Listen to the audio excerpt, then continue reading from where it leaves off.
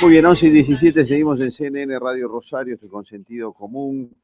Hemos hablado alguna vez de esto, incluso cuando alguno de los candidatos describía cómo estaba viendo la gente, nosotros lo destacábamos porque la estamos viendo más o menos igual, la veía apagada, la veía con alguna angustia, incluso con ansiedad, este, no teniendo muy claro cómo sigue esta película en la Argentina. Es decir, hay situaciones de, llamémosle, no sé si es el término, estados de ánimo complicados en la Argentina.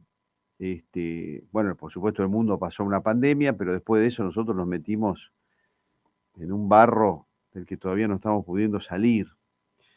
Así que un poco por todo esto vamos a consultar al licenciado en psicología Daniel Fernández, es psicoanalista, es escritor, incluso tiene un libro que se llama Los nuevos rostros de la ansiedad. Me parece que es pertinente para este tiempo que estamos viviendo.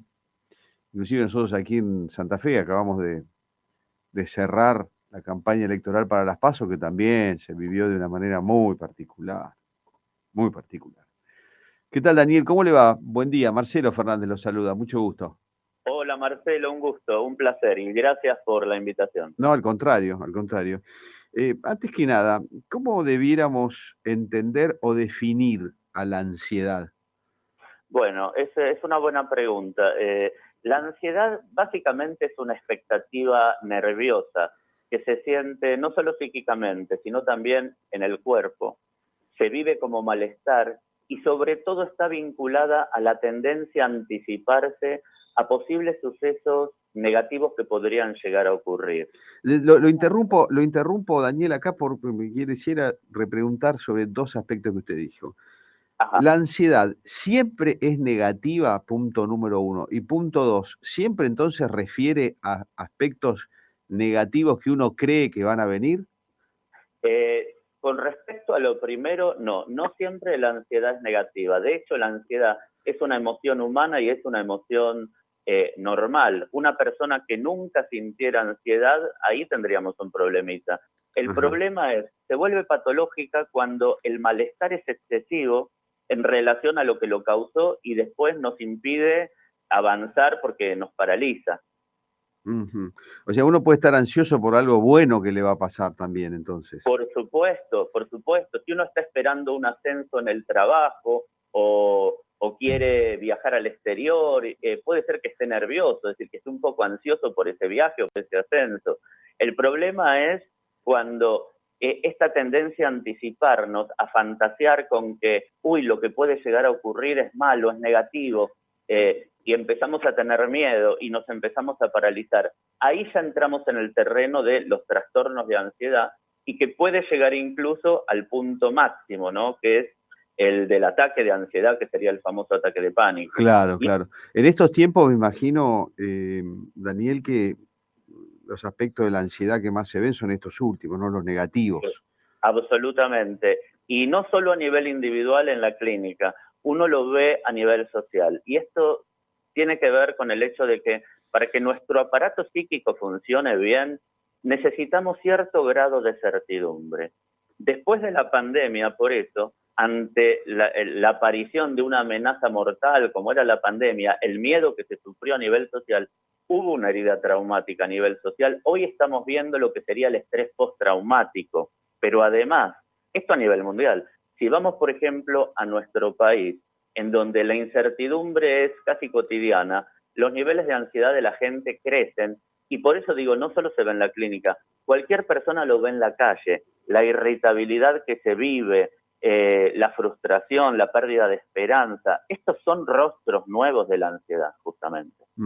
Vinculándolo con lo político, no con lo político partidario, sino con lo político en general, la política argentina justamente lo que le está aportando a cada uno de nosotros y a la sociedad en general son altas dosis de incertidumbre, ¿no? No estamos trabajando sobre mostrar un panorama más concreto, más claro, más claro y más contundente, aunque no sea necesariamente espectacular, ¿no es cierto? La verdad que lo que estamos llenos de incertidumbre y eso me parece que por lo que usted nos está contando, Daniel, es el elemento principal de la ansiedad. Absolutamente. Y de hecho, nunca pasó tanto como en estos últimos años, de que los pacientes llegan al consultorio y al menos los primeros 10 o 15 minutos, y hablo del 95% de los pacientes, no, antes de hablar de sus temas puntuales, y hacen una suerte de catarsis en relación a las cosas que pasan en el país. La gente tiene tanta incertidumbre y no encuentra en ningún político, ni del oficialismo, ni de la oposición, alguien que le brinde cierto grado de certeza, cierto grado de esperanza. Y esta desesperanza en la gente la hace fantasear más con escenarios negativos y ahí se hace como un loop en donde la ansiedad crece. Yo nunca vi tantos ataques de pánico como en estas últimas épocas. Y se debe a la incertidumbre que sí se genera a nivel político. El libro que ustedes escribieron se llama Los nuevos rostros de la ansiedad. ¿Cómo se presenta la ansiedad en estos tiempos, Daniel? Bueno, la ansiedad se presenta con bajísima tolerancia a la frustración, con irritabilidad, agresividad, violencia, aumento de la angustia existencial, muchos pasajes al acto.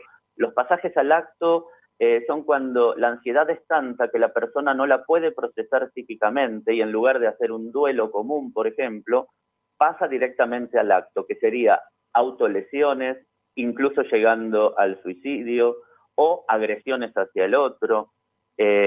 Incluso se observa también en los cuadros clínicos combinados, en donde todos los cuadros clínicos que siempre existieron hoy presentan una dosis de ansiedad más alta.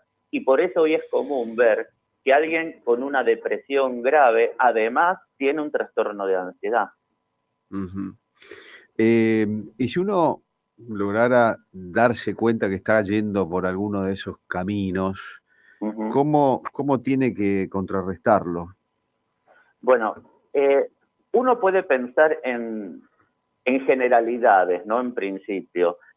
Saber, por ejemplo, que algo que calma la ansiedad es informarse, tener conocimiento sobre una situación para no fantasear negativamente, pero encontrar el punto medio y no sobreinformarse. Si uno se va a dormir y antes de eso hace una maratón de noticieros, sería como ver una película de terror y obviamente va a tener un trastorno del sueño. Sí. Entonces, informarse y luego, por ejemplo, antes de dormir, bueno, distenderse, escuchar música, ver una comedia, una serie, también empezar a conectarnos con las pequeñas cosas que nos dan placer en lo individual, con la familia, los vínculos sanos, disfrutar de algún hobby, hacer actividad física. Pero esto sería una generalidad. También partir de la base de que cada persona es individual y procesa de manera diferente la ansiedad. Por lo tanto, la base, yo creo que está en lo que decían los griegos cuando el viajante llegaba para consultar al famoso oráculo de Delfos y estaban obligados a leer un cartel antes que decía conócete a ti mismo.